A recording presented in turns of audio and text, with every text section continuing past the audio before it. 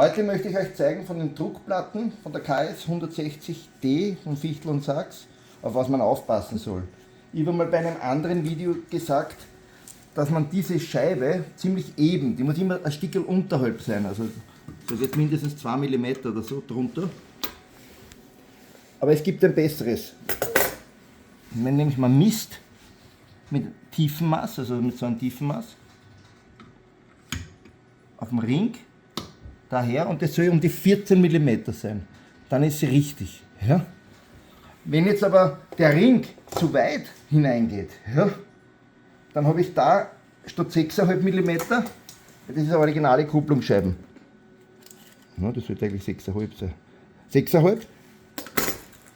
Wenn ich jetzt aber 8 mm Belege mache, dann geht der Ring noch weiter rein. Ja, und dann habe ich das Problem, dass man ja die Bratzer und da schon bald raushupfen. Wenn ich da weiter rein, das ist nicht gut. Ja? Und ich habe auch keinen Weg mehr zum Kuppeln. Dann geht man her und nimmt eine Distanzscheibe unterhalb. Dann geht der Ring wieder raus, wenn man eine Distanzscheibe gibt.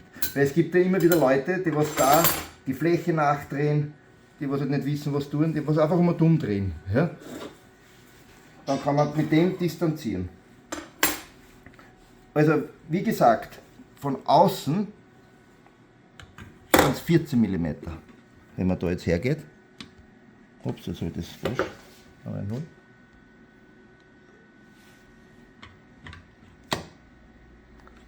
Da ca. 14 mm von außen.